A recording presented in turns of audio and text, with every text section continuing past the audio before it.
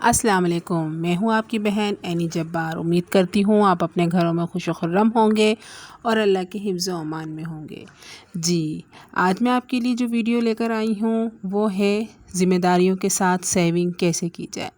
अगर आप पर बहुत सारी ज़िम्मेदारियाँ हैं और आप कोशिश के बावजूद पैसे नहीं बचा पा रहे, तो ये वीडियो आपके बहुत सारे मसाइल का सलूशन हो सकती है।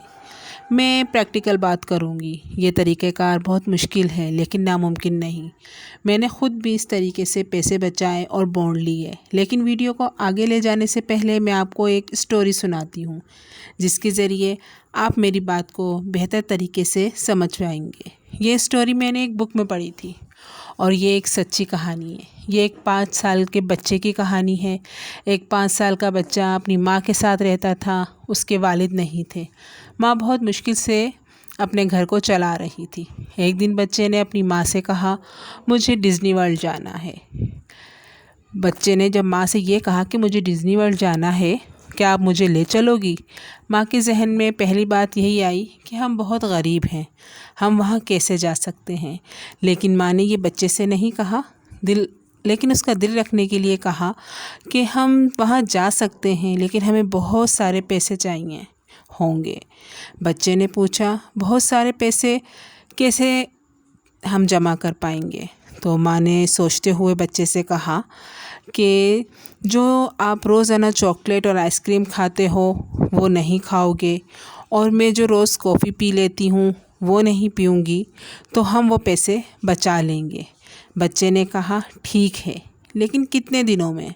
माँ को खुद भी नहीं पता था कि वो कितने सालों तक ये पैसे बचा पाएगी या जमा कर लेगी। बच्चे ने कहा कि फिर भी कितने दिनों में? माँ ने कहा, कुछ सालों में। बच्चे ने कहा, चलो ठीक है। कुछ बातें और भी इसी मुतालिक होती रही माँ और बेटे में।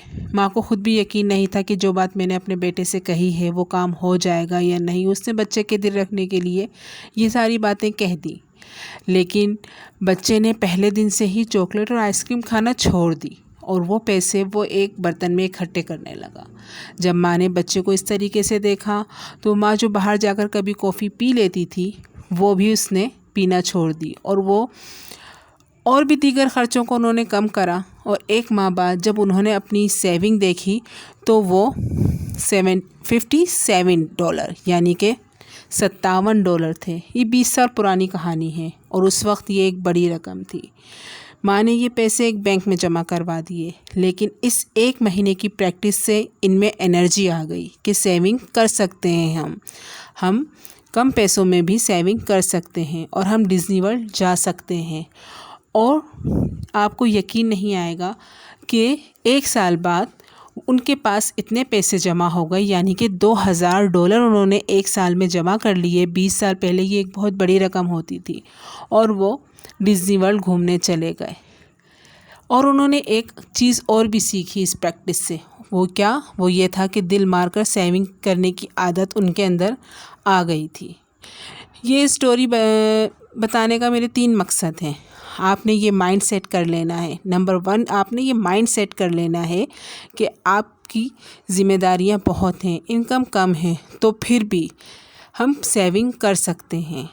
सेकंड स्टेप, जब आप पैसे बचाएं तो ये काम पूरी ईमानदारी से करें, यानी जिस खर्चे से आपने पैसे बचाए हैं तो वो पैसे आप फ़ौरन अपने सेविंग बॉक्स में, गुल्लक में या जहाँ भी आपने रखने हैं वो रखें और ईमानदारी से उसको सेव करें और उसे रखकर भूल जाइए कि आपके पास वो पैसे हैं। और तीसरी बात, आप पैसे बचाने के लिए एक मकसद को मुतय्यन कीजिए।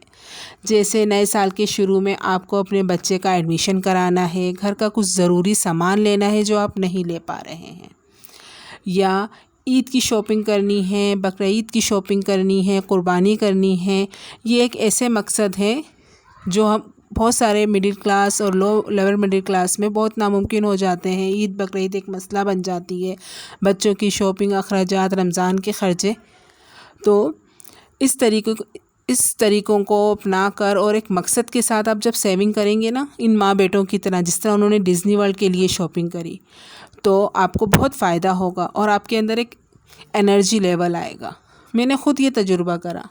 मैं रोज़ सौंफ सुपारी वगैरह में खाती थी। जब मैंने ये स्टोरी पढ़ी मैंने कहा कि मैं भी तजुर्बा करके देखती हूँ कि क्या होगा, क्या मैं कर सकती हूँ ये तजुर्बा। एक छोटी सी बचत से मैं क्या कर लूँगी। मैंने सिर्फ यही वीडियो बनाने से पहले पूरा महीना मैंने इस पर रिसर्च करी और अब खुद इस प्रोसेस से मैंने अपने आप को गुजारा है कि मैं भी तो देखूँ, मैं दूसरों को मशवरा दे रही हूँ और दूसरों को बता रही हूँ। मेरी ये वीडियो बहुत सारे लोग देखेंगे तो मैं भी ये ख़ुद कर सकती हूँ या नहीं। तो मेरे तजुर्बे के तौर पे सौंफ सुपारी जो मैं खाती थी डेली की, वो मैंने छोड़ दी और वो पैसे मैंने सेविंग करना शुरू कर दिए। और आपको यकीन नहीं आएगा, 1 मंथ के बाद मैंने 1000 रुपये सेव करे। सिर्फ सौंफ सुपारियाँ छोड़कर मैंने 1000 रुपये सेव करे और मैंने डिसाइड कर लिया था कि मैं जब जितने भी पैसे मेरे सेव होंगे मैं उसके बॉन्ड लूँगी, चाहे 100 के लूँ, 200 के लूँ। एक एक्सपेरिमेंट में कर रही थी इसको, तो मेरे पास 1000 रुपये इकट्ठा हुए और मैंने उसके बॉन्ड ख़रीद लिए। तो आप ये देखिए, एक छोटी सी सेविंग से मेरे पास 1000 रुपये के बॉन्ड्स आ गए। चलें अब आते हैं हम सेकंड स्टेप की तरफ।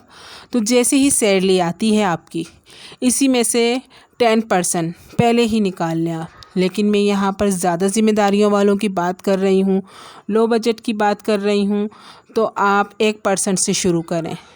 फॉर एग्ज़ाम्पल, अगर आपकी सैलरी 20,000 रुपये है तो हर महीने इसमें से 200 रुपये निकाल कर अलग रख दें और इन पैसों को किसी भी हाल में ख़र्च ना करने की कसम खा लें।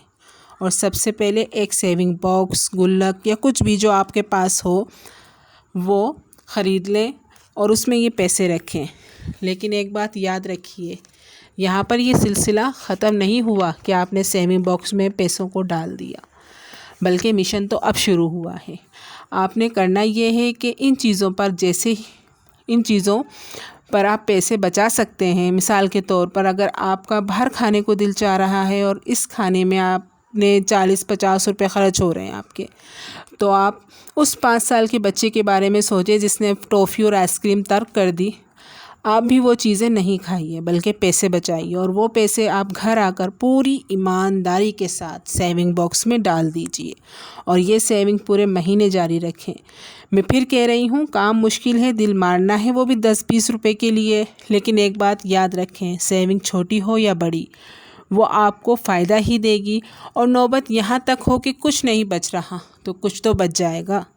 जी, महीने के बाद जितनी सेविंग हो उसे बैंक में जमा करवा दें और अगले महीने से फिर यही सर्कल शुरू करें। घर के तमाम फैमिली मेम्बर इस सेविंग बॉक्स में पैसे डाल सकते हैं। जैसे आपके हस्बैंड हैं, वाइफ हैं, बच्चे हैं, आप देखेंगे आपके पास पैसे जमा होना शुरू हो गए हैं। लेकिन किसी भी वक्त अपना एनर्जी लेवल लो नहीं करना, वरना आप फिर से ज़ीरो पर आ जाएंगे। इस बचत से आप साल के बाद काफ़ी अच्छा अमाउंट इकट्ठा कर सकते हैं, हाथ आ जाएगा आपके, जो आप बहुत कुछ आप उससे ख़रीद सकते हैं। वो चीज़ें जो आपके लिए नामुमकिन थी कि पैसे ही नहीं है हम कैसे ख़रीदेंगे, तो 2 चीज़ें आपके लिए नामुमकिन थी वो आपके लिए कुछ मुमकिन हो जाएंगी।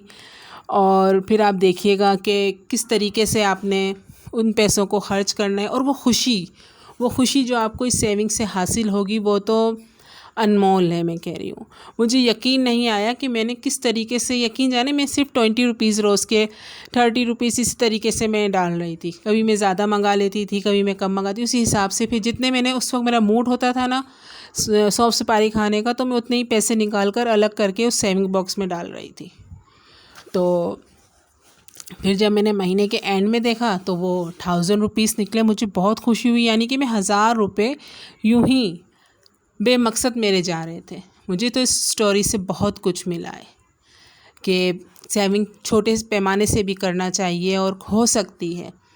तो आप लोग भी एक्सपेरिमेंट करके देखिए और इस सर्कल में आप जाएंगे तो आपको आदत हो जाएगी। स्पेशली मैंने ये वीडियो उन लोगों के लिए बनाई है जिनके पास कुछ भी नहीं बचता, उनका बजट बिल्कुल लो है, या डेली वेजेस वाले हैं, या किसी भी किस्म के जिनके पास कुछ भी नहीं है। वो कह रहे हैं हमारे पास कुछ भी नहीं है, तो कुछ ना होने से आप 10-10 रुपये करके बचाएं, बच जाती है। आप सेविंग करें, अपने गैर ज़रूरी ख़र्चों को जो हैं ज़्यादा उनको कम करें तो आप अपनी सेविंग कर लेंगे। देखिए आपका जो दायरा है ना, आपने उसी में रहकर सेविंग करनी है। अगर आप ये सोचेंगे यार इतना कम है, जहाँ सत्यानाश वहाँ सवा सत्यानाश, तो कभी भी आप ऊपर नहीं आ पाएंगे।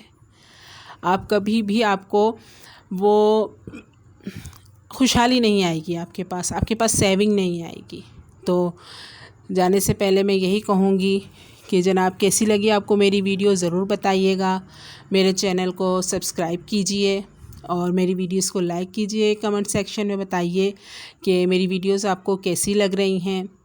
वीडियोस में इस दफ़ा गैप आ गया था काफ़ी, तो कुछ शादियां चल रही थी ख़ानदान में, इस वजह से भी, कुछ मेरी तबीयत का तो आप लोगों को पता है, तो इस वजह से गैप आ गया।